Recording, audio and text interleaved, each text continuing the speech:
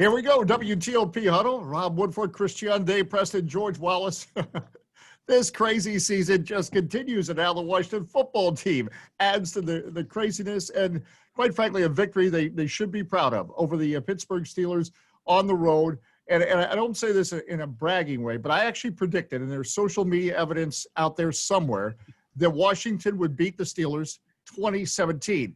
Now, that theory was based on, the Steelers didn't overly impress me in the win over the Ravens. And I thought, this doesn't look like a team that's going to go 16-0. Given all the circumstances, this might be the week because Washington's playing well.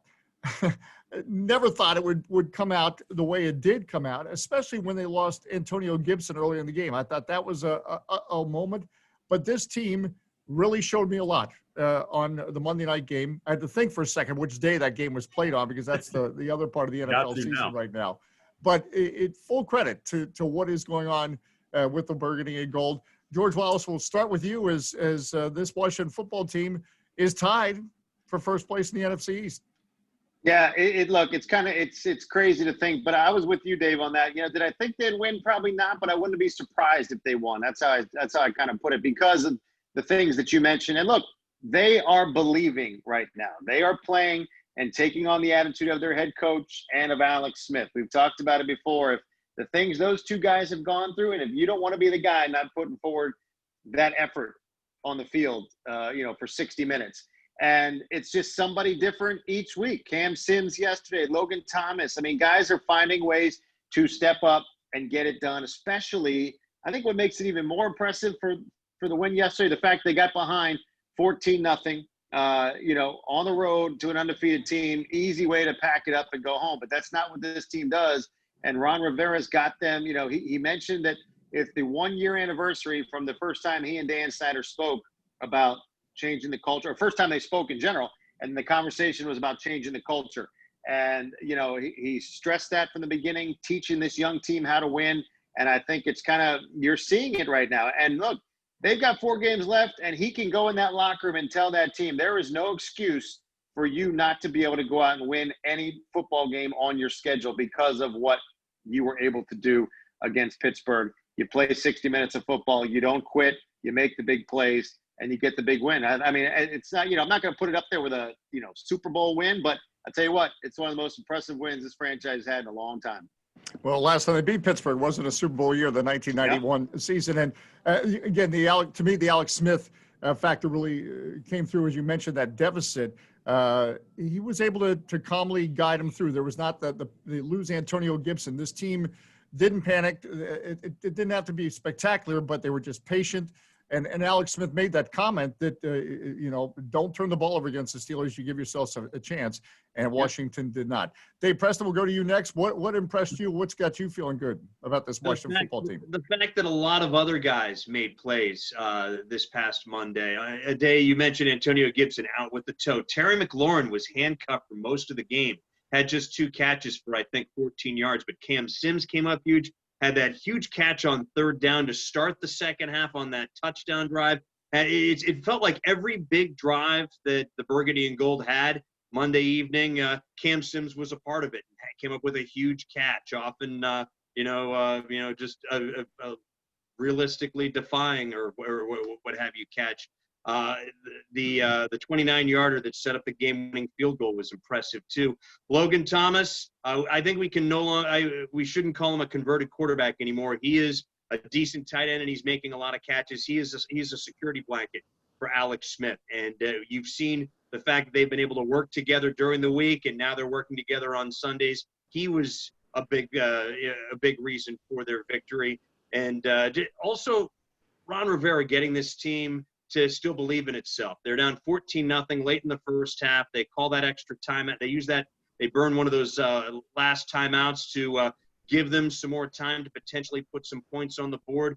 I don't see Jay Gruden doing that as far as being savvy enough with being able to use timeouts to extend the first half and give him a chance to tack some points on the board, especially when they were able to then score coming out of the half. That's a 10-point swing right there. And even though the Steelers led for the bulk of the game, you saw the momentum go the Burgundy and Gold's way at that point.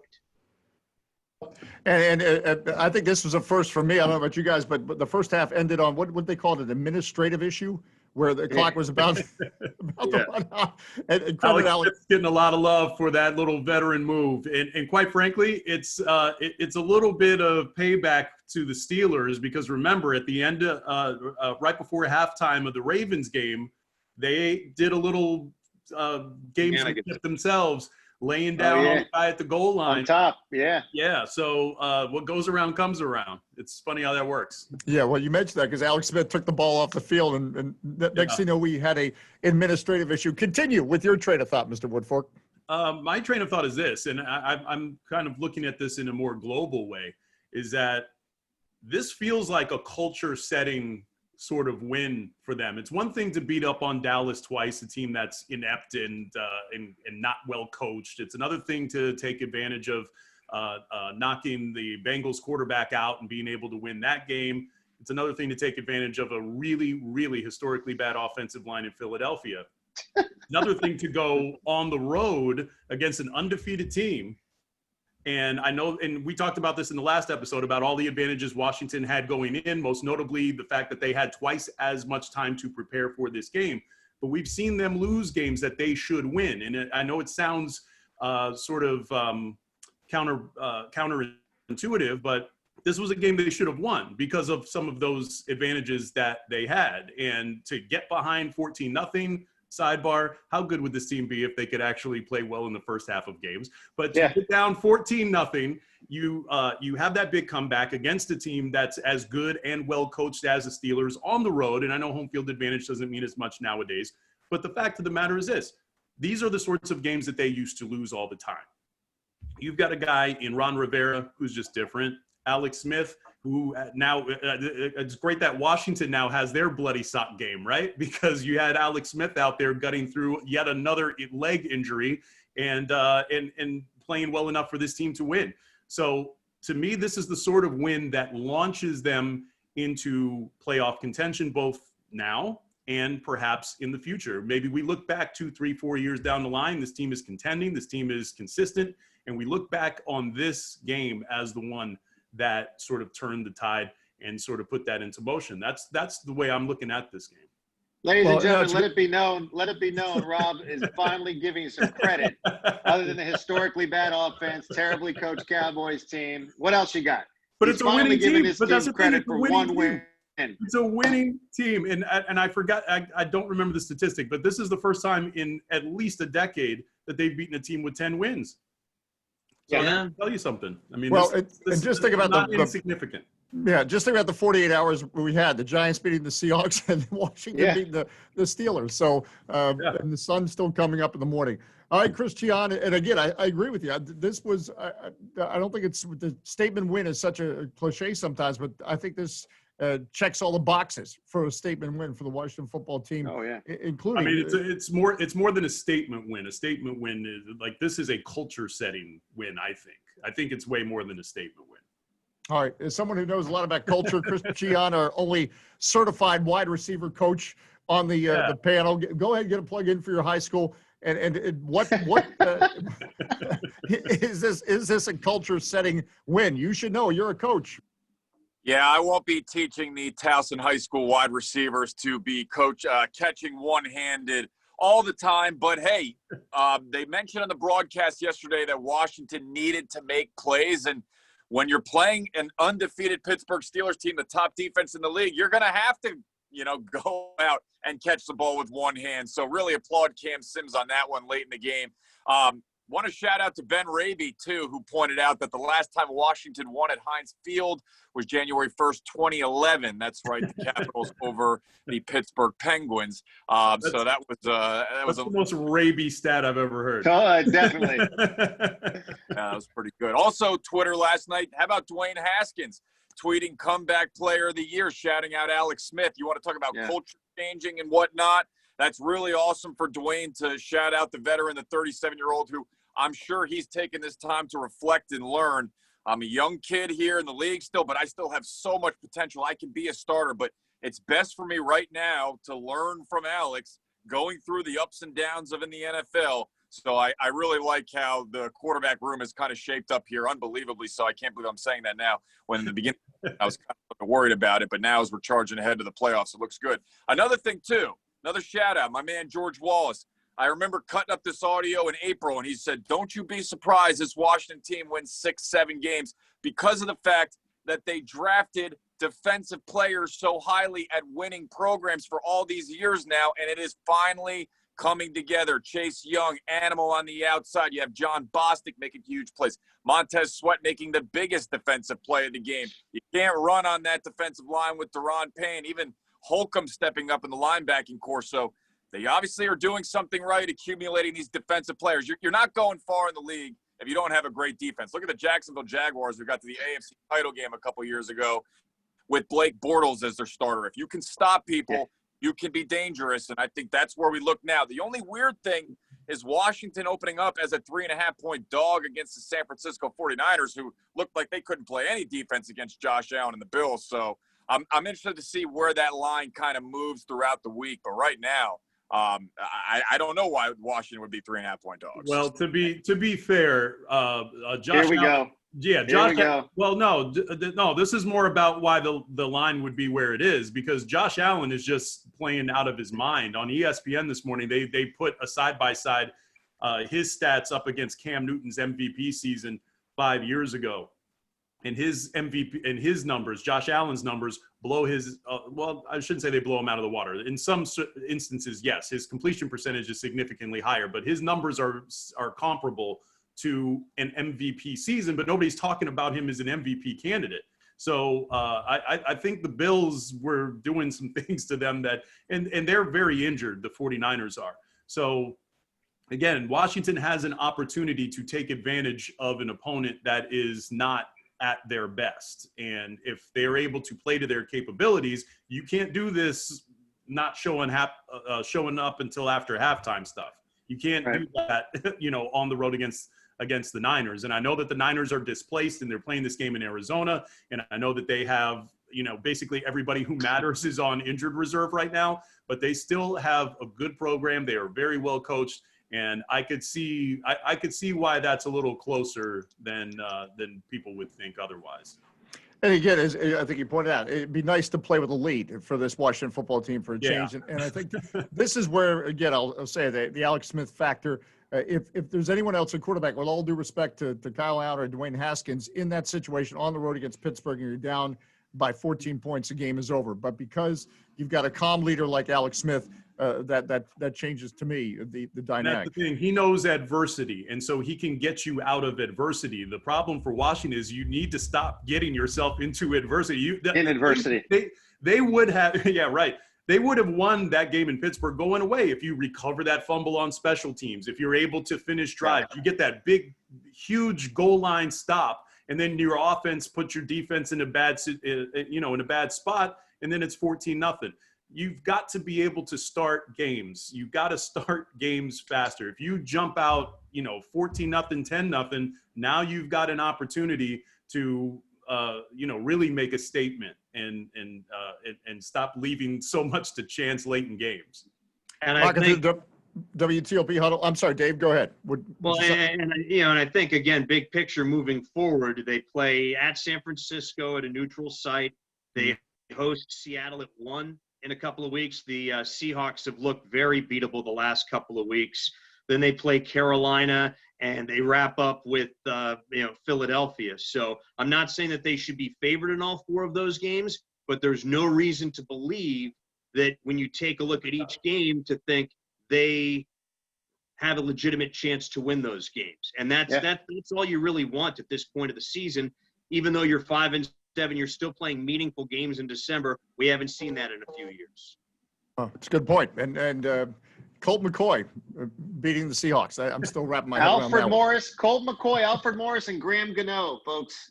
Oh man, yeah. There we go. I was beating that drum on Sunday night because it's just, how 2020 is that? Washington players past or over in New York, pulling off the upset win of the week, at least for the 25 hours until Washington pulled it off and stole their thunder. That's why the NFL makes a great show. It's got a heck of a script. We can't predict this thing. I know you're watching the clock. We're rocking through the huddle here on WTOP. We appreciate you finding us. George Wallace, you got to get to a sportscast. Some of your final thoughts and going, whatever's on your mind, going forward with this Washington football team, whatever else. I'm curious to see. I can't wait to see actually the matchup with San Francisco, and a couple reasons why. Nick Mullins shouldn't scare anybody.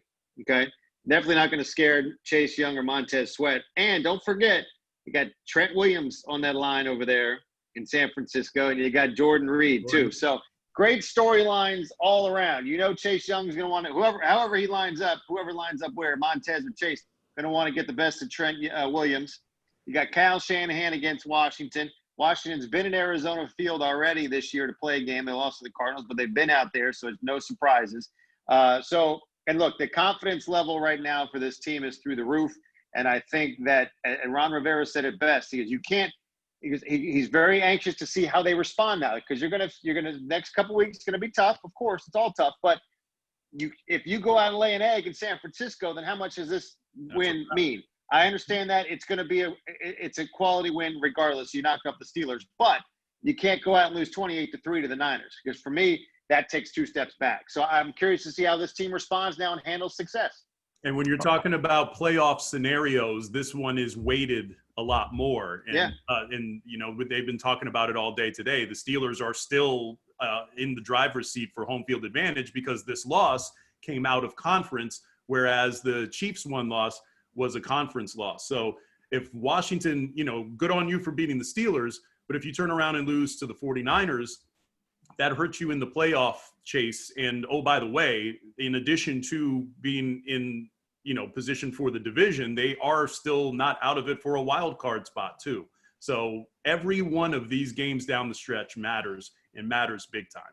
Meaningful football in December. You can read George Wallace's 4 takeaways from the game last night. Meaningful football in December, as Joe Gibbs once said, it goes a long way to winning divisions. Yes, it does. Good night, everybody. Wow. Oh boy, I love a good George Wallace walk-off. I think we lost your audio, Dave Johnson. Sorry about that. We lost. Here he is. People have been trying to mute me for years. That's okay. I got to watch out for that.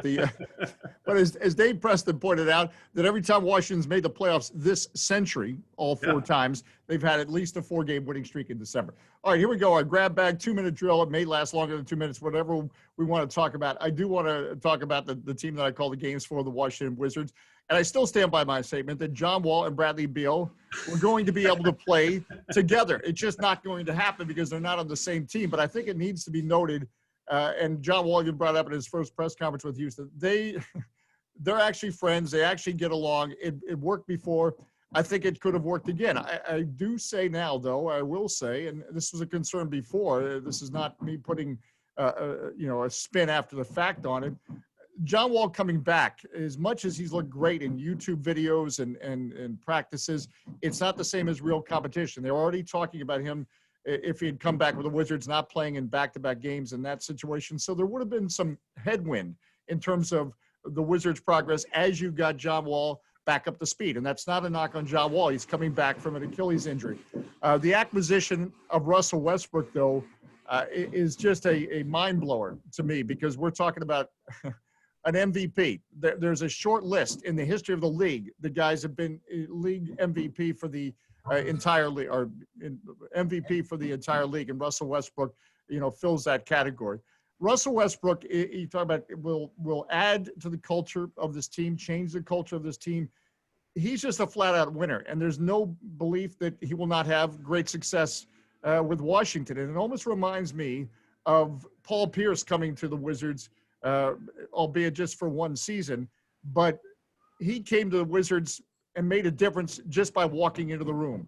He was the first guy at practice. Russell Westbrook is still a guy who shows up 2 or 3 hours early, and Scott Brooks knows this better than anyone. He experienced it in Oklahoma City, that they get back from a road trip, and the next day he'd be the first guy in the gym for the Oklahoma City Thunder. So he is going to make an incredible difference, and it's going to be a lot of fun this season to watch Russell Westbrook now with a team with Bradley Beal. That you could start to argue that is that the best backcourt. But you got your audio back, Dave? Yeah, you still there? Yeah, yeah. Yep. You're bad.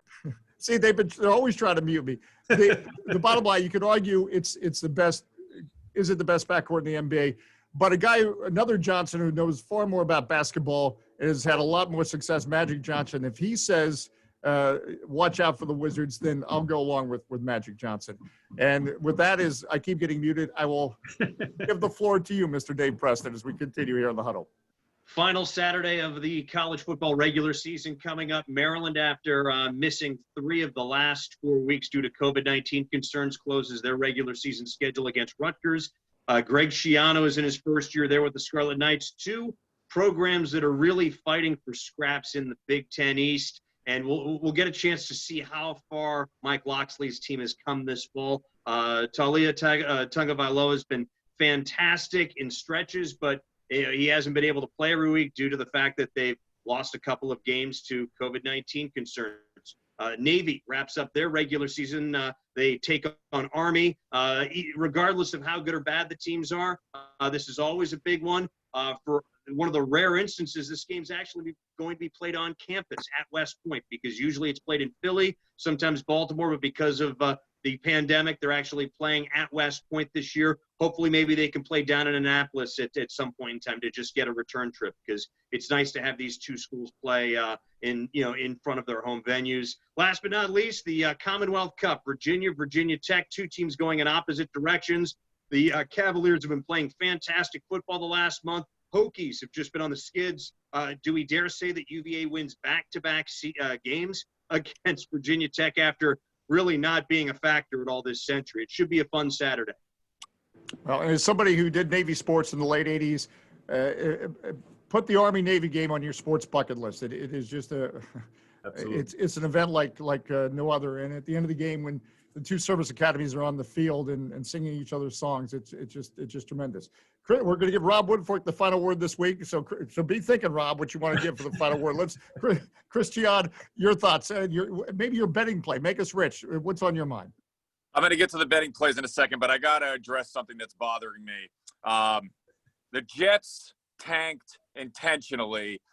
Why are you running an all-out blitz at the very end of the game, letting the Oakland or Las Vegas wide receivers get deep and score that touchdown? To me, it's literally inexcusable, other than somebody from the top must have said, let them score a touchdown here.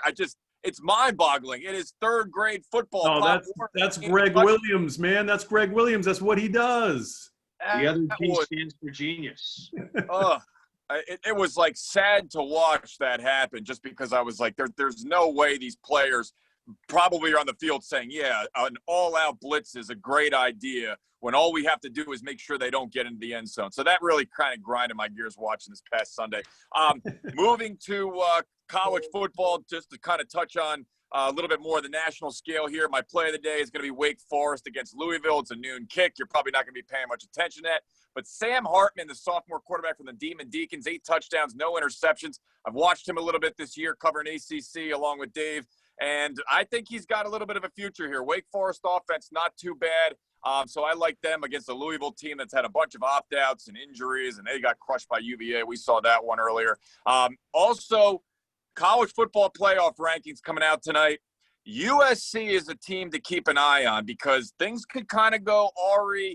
Does Ohio State play? Or awry, not awry. I'm saying words incorrectly now. I'm so excited, though. Ohio State, they could kind of not have enough games to get in the Big Ten title game. If Notre Dame beats Clemson again, if USC just kind of keeps on winning, goes to 6-0, wins the Pac-12, you're really going to keep them out there. So in this crazy year of college football, I'm interested to see who's going to get that final fourth spot. We kind of already assume it's going to be Alabama and Notre Dame there.